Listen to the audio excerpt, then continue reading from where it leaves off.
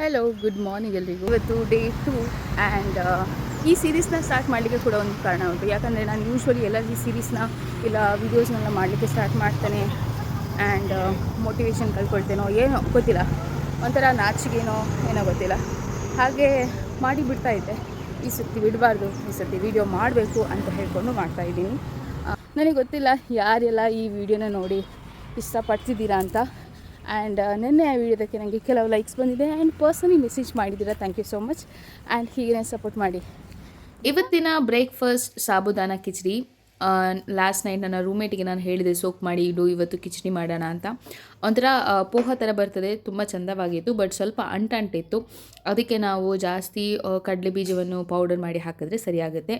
ಮೀನ್ while ಎಲ್ಲ pack ಮಾಡಿ tiffin box ಎಲ್ಲ ಪ್ಯಾಕ್ ಮಾಡೋಷ್ಟರಲ್ಲಿ ಕ್ಯಾಬ್ ಕೂಡ ಬಂತು. ಇದು ಮಧ್ಯಾಹ್ನದ ವೀಡಿಯೋ. ನಾನು ಮಧ್ಯಾಹ್ನಕ್ಕೆ ರೈಸ್ ಮತ್ತು ಸ್ವಲ್ಪ ಮೊಸರು ಮತ್ತು ಕುಕ್ಕುಂಬರ್ ಇತ್ತು, ಅದನ್ನು ಹಾಕಿದೆ. ಸಂಜೆ ನನ್ನ ಲಾಸ್ಟ್ ಬ್ರೇಕಿಗೆ ನಾನು ಲೆಮನ್ ಟೀ ಮತ್ತು ಕಿಚಡಿ ಬೆಳಗ್ಗೆದ್ದು ಪ್ಯಾಕ್ ಮಾಡಿ ತೊಗೊಂಡು ಬಂದಿದ್ದೆ ಸಾಯಂಕಾಲಕ್ಕೆ ಅಂತಲೇ. ಅದನ್ನು ಮುಗಿಸಿ ಅದಾದ ನಂತರ ಲಾಗೌಟ್ ಆದ ನಂತರ ಮನೆಗೆ ರೀಚ್ ಆಗಿ ಸೋಯಾ ಚಂಕ್ಸ್ದು ಒಂದು ಸೈಡ್ ಒಂದು ಡ್ರೈ ಡಿಶ್ ಅಂತ ಹೇಳ್ಬೋದು, ಅದನ್ನ ಮಾಡಿದ್ದೆ. ಕ್ವಿಕ್ಕಾಗಿ ಆಗುತ್ತೆ, ಈಸಿ ತಿನ್ಬೋದು ಅಂತ. ಅದರೊಟ್ಟಿಗೆ ನೈಟ್ ಅದು ಡಿಟಾಕ್ಸ್ ಡ್ರಿಂಕ್ ಅಂತ ಹೇಳ್ಬೋದು, ಇಲ್ಲ ಏನೂ ಹೇಳ್ಬೋದು, ಸೋಂಪು ಇದು ನೀರು ಅಷ್ಟೇ. ಇವತ್ತಿಗೆ ಇಲ್ಲಿಯ ವಿಡಿಯೋ ಎಂಡ್ ಮಾಡ್ತಾ ಇದ್ದೀನಿ. ಇಷ್ಟ ಆದರೆ ಲೈಕ್ ಮಾಡಿ. ಬಾಯ್.